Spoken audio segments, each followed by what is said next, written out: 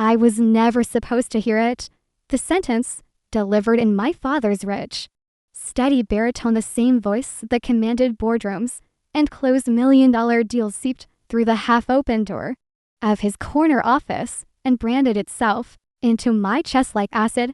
Your sister isn't worth a penny in this business, son. She's done. Forget about her. In that moment, he wasn't just negotiating a contract. He was finalizing the verdict on my worth, and he had decided it was zero. I froze in the hallway, the stack of quarterly reports in my arms turning to dead weight. Through the door, I saw my older brother, Adam, the golden child, seated in the plush leather chair that had always felt like a throne reserved for him alone. His weak defense, I think Rachel's trying her best, was a small, pathetic stone thrown against the wall of my father's disdain. Trying, my father scoffed, the word laced with venom. This isn't a charity. She lacks instinct, leadership. She doesn't have the fire. He paused, letting the silence hang heavy before delivering the blow that shattered the fragile hope I'd nurtured for years. She'll burn out and quit like all women do. The air left my lungs. Every late night I'd spent single-handedly managing the company's financial analysis. Every error I'd caught that Adam had glassed over flashed before my eyes. I wanted to storm in, to scream that his precious heir couldn't distinguish between net and gross profit, but my feet were rooted to the floor.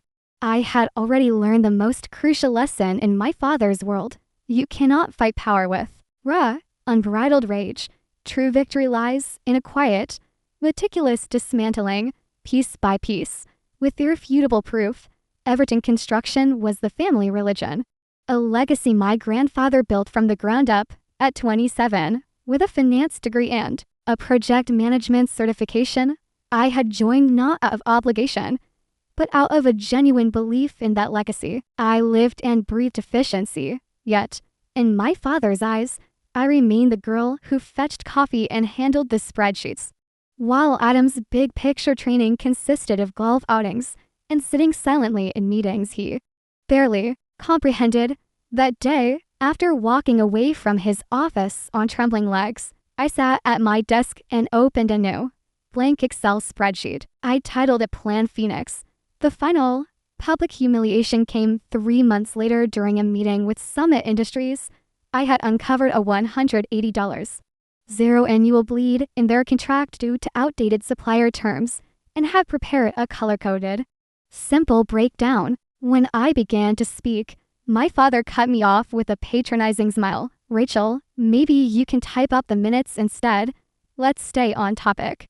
The polite chuckles from the men around the table echoed in my ears as I pretended to type, my hands shaking. That night, I sat in my car outside my apartment for 2 hours, the silence pressing in. I wasn't just angry. The time for anger was over. I was done being underestimated.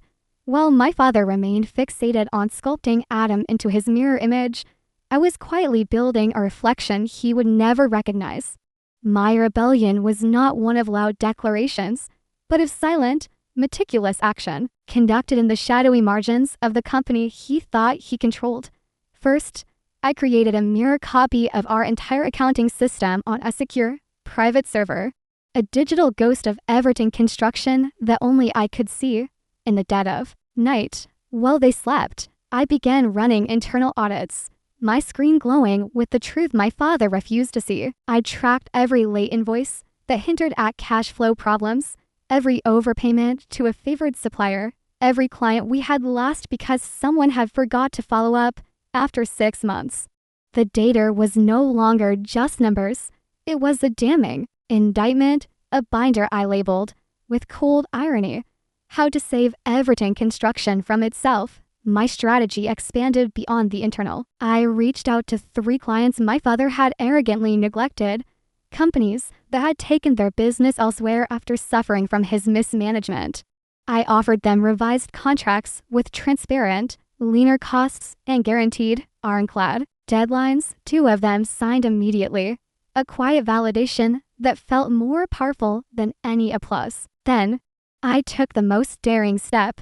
I registered a small consulting firm under my own name, RM Analytics, and began freelancing for other construction companies desperate for operational restructuring.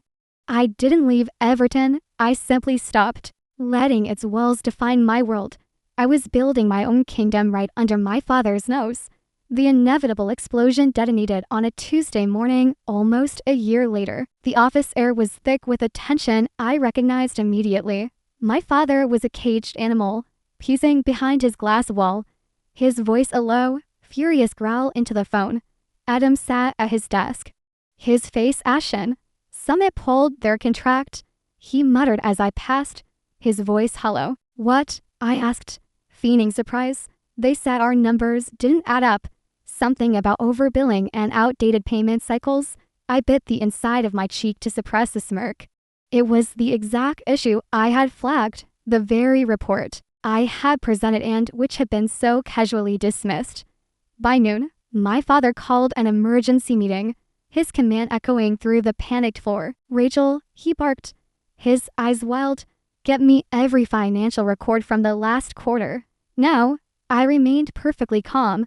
Already done, I said, my voice steady as I slid a neatly bound report across the polished table. It was the same analysis he had brushed off months prior, now updated with the catastrophic consequences. He froze, his hand hovering over the document. What's this? He demanded, his confidence faltering for the first time I could ever recall. The inefficiencies I flagged, I replied, holding his gaze, the ones that cost us Summit. A profound silence swallowed the room. For the first time in his life, Arthur Everton was speechless. In the weeks that followed, the industry headlines were not about Everton's losses, but about its remarkable turnaround, and narrative I knew was deeply ironic. In the wake of the Summit fiasco, several smaller clients, the very ones I had been secretly consulting for through RM Analytics, reached out to my father, praising the revolutionary, data-driven model I had implemented for them. My recommendations had saved each of them hundreds of thousands. The ultimate humiliation for my father was that his competitors were now paying me for the insights he had deemed worthless. When word spread, a major development firm, seeing the undeniable results, approached me with an offer to merge my consulting branch into a powerful new division under their banner. They wanted me, and only me, to lead it. The press release sent shockwaves through the city. Its headline, a personal victory. Former Everton accountant launches data-driven firm, reshaping the construction industry. That same afternoon, as I stood in my new office overlooking a skyline that suddenly felt full of possibility, my father appeared at my door. His presence no longer a command, but a question. He stood in my doorway, a man I no longer feared. The bluster was gone, replaced by a weary slump in his shoulders that made him look older, smaller somehow. You blindsided me, Rachel, he said, his voice barely above a whisper. The words an admission of defeat. I offered a calm, steady smile, the kind he used to reserve for closing deals. No, Dad, I warned you, you just never listened. The truth hung in the air between us, simple and unassailable. He let out a heavy sigh, the sound of a lifetime of certainties crumbling. Maybe I was wrong about you, you were, I said, my tone devoid of bitterness. It was just a fact. But thank you for that. A deep frown creased his brow. For what? For giving me something to prove. Now, a year later, I run a company twice the size of Everton Construction. My office is a testament to everything my father's wasn't, filled with light, open spaces, and the quiet hum of innovation. We don't just build structures. We engineer efficiency with AI-driven analytics, foster trust with transparent contracts, and honor the future with sustainable materials. Half my executive team is female, a statistic I am unapologetically proud of. We aren't just checking boxes. We are shattering ceilings with every decision we make. Adam still works with my father. Their company survives, but barely, clinging to the old ways in a world that has rapidly passed them by. Sometimes I see their ads pop up online, promising modern innovation and smart leadership. A wry smile always touches my lips then, a private acknowledgement of the profound irony. I know exactly where those borrowed ideas came from. I didn't set out to destroy my family's business. I had no desire to demolish my grandfather's legacy. I simply outgrew it. I outgrew its limitations, its prejudices, its small-mindedness. And every time I walk into my boardroom now, the head of the table feeling like its natural and center, I remember that pivotal moment, the sting of my father's voice through the door, coldly dismissing me as not worth a penny. Turns out, those pennies add up. They accumulate with every overlooked idea, every silenced suggestion, every patronizing smile. They gather weight and value, especially when you stop waiting for someone to recognize your worth and instead learn how to build your own empire from the very change they so carelessly threw at your feet.